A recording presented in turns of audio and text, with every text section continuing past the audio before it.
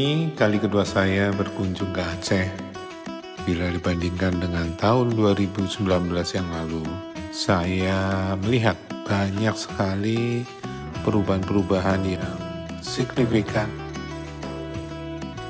Dalam 2 hari ini, saya berdiskusi bersama Kepala BPS Kabupaten Kota se-Aceh dan seluruh pegawai BPS Provinsi Aceh. Manisnya kopi gayo, meski tanpa gula, masih membuat saya cukup terkesan. Rasanya sangat pantas menjadi komoditas unggulan Indonesia di pasar dunia.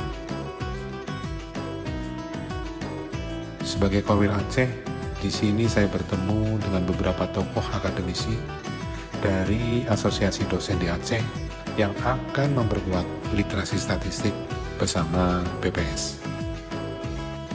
Kemudian, saya selaku Inspektur Utama bersama Kepala BPS Aceh juga memantau pelaksanaan pembangunan gedung BPS Aceh Timur dan persiapan pembangunan gedung BPS Kota Banda Aceh. Selalu ada cerita dan solusi di balik ngopi dan diskusi.